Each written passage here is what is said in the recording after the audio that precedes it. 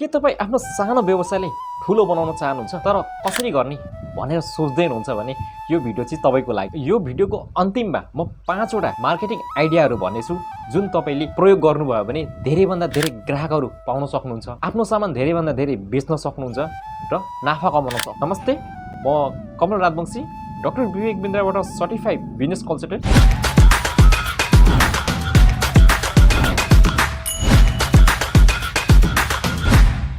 तपाईले हाम्रो नेपाली बिजनेस ज्ञान च्यानलमा स्वागत छ। मार्केटिङ भनेको तपाईले उत्पादित गरेको वस्तु तथा सेवाहरू सम्बन्धित ग्राहकसम्म पुग्नु र ग्राहकले तपाईको सामान किन्नु एउटा प्रक्रिया हो। सबै व्यवसायमा चाहिँ मार्केटिङ एउटा महत्त्वपूर्ण भूमिका खेलेको हुन्छ। विशेष गरी सानो व्यवसाय र कम्पिटिसनमा फँसेका व्यवसायहरूले यो कुराहरू चाहिँ बुझेका हुँदैनन्, जसले गर्दा उसको व्यवसाय बन्द गर्नु पर्ने अवस्था आइदिन्छ। 5 वटा मार्केटिङ टिप्स मध्ये तपाईँ चाहिँ जुनै पनि टिप्स प्रयोग गर्न सक्नुहुन्छ। तपाईँलाई जुन राम्रो लाग्छ त्यो आइडिया चाहिँ आफ्नो व्यवसायमा लागू गर्न सक्नुहुन्छ।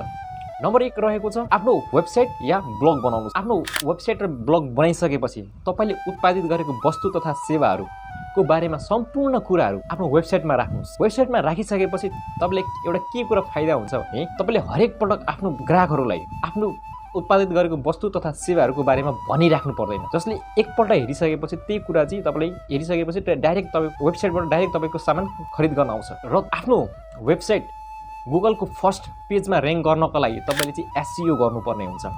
यसको लागि तपाईँले चाहिँ सम्बन्धित मान्छेसँग चाहिँ तपाईँ सरसल्लाह लिन सक्नुहुन्छ। आफ्नो वेबसाइट बनाउनको लागि तपाईँले चाहिँ वर्डप्रेस, म्याक्स जस्ता प्लेटफर्महरूको प्रयोग गर्न सक्नुहुन्छ। 2 सामाजिक सञ्जालको सही सदुपयोग गर्नुहोस्। आफ्नो कम्पनीको ब्रान्ड र आफ्नो सही ग्राहकहरूसम्म पुग्नको लागि सामाजिक सञ्जालको सही प्रयोग गर्नुहोस्।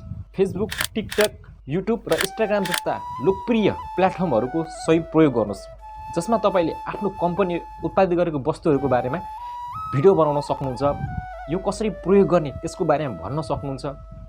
यसको के विशेषताहरू छ त्यसको बारेमा भिडियो बनाएर यो सामाजिक सञ्जालमा चाहिँ राख्न सक्नुहुन्छ, जसबाट तपाईँले धेरैभन्दा धेरै ग्राहक समक्ष पुग्न सक्नुहुन्छ। यसो गर्दाखेरि तपाईँले चाहिँ के हुन्छ भने धेरै ग्राहकले तपाईँको बारेमा थाहा पाउँछ र यो के हो भनेर तपाईँको ठाउँमा चाहिँ आएर सामानहरू खरिद गर्न सक्छ, जुन चाहिँ एकदमै सस्तो र 3 इमेल मार्केटिङ। इमेल मार्केटिङ एउटा चाहिँ सस्तो र धेरै प्रभावकारी रणनीतिमध्ये एक हो। यसमा तपाईँले चाहिँ एक क्लिकमा लाखौँ मान्छेहरूसम्म चाहिँ पुग्न सक्नुहुन्छ, जसमा तपाईँले डिस्काउन्ट, फ्री ट्रायल र कुपन कोड जस्तो कुराहरू चाहिँ प्रयोग गरी सामान खरिद गर्नको लागि त्यो तपाईँले ग्राहकलाई प्रोत्साहन गर्न सक्नुहुन्छ। तपाईँ जस्तै सानो व्यवसायहरूसँग चाहिँ सहकार्य गर्नुहोस्। साधारण अर्थमा कसैसँग चाहिँ एउटा प्रिन्टिङको व्यवसाय छ र कसैसँग चाहिँ एउटा चाहिँ बाजा बजाउनेको व्यवसाय गरिरहेछ। यो दुईटै व्यवसायसँग चाहिँ कहिले पनि कम्पिटिसन हुँदैन। यिनीहरूले एक आपसमा क्रस प्रमोसन गर्यो भने दुईजनाकै व्यवसाय चाहिँ अगाडि बढ्न सक्छ। हो त्यसै गरी तपाईँ पनि आफ्नो व्यवसाय कोसँग क्रस प्रमोसन गर्दा व्यवसाय दुईजनाकै अगाडि बढ्न सक्छ। हो त्यस्तो व्यवसाय चाहिँ आफ्नो खोज्नुहोस् र आफ्नो व्यवसाय अगाडि बढाउनुहोस्। 5 अनलाइन प्लेटफर्महरूको प्रयोग गर्नुहोस्। अनलाइन प्लेटफर्म प्रयोग गर्दाखेरि ग्राहकले खोजेको बेलामा नै तपाईँले आफ्नो सामान बेच्न सक्नुहुन्छ। यसो गर्नको लागि तपाईँले चाहिँ आफ्नो कुन ठाउँमा खोल्नु भएको छ, तपाईँको सम्पर्क नम्बर र दोकान कति बजे खोल्नुहुन्छ त्यसको महत्त्वपूर्ण जानकारी चाहिँ राख्नुपर्ने हुन्छ।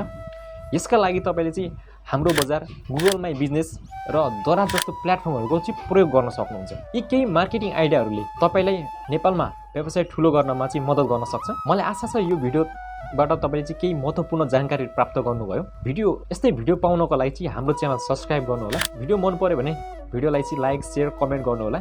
यो भिडियो सुरुदेखि अन्तिमसम्म हेर्नुभएकोमा तपाईँले धेरै धेरै धन्यवाद। तपाईँको दिन शुभ रहोस्।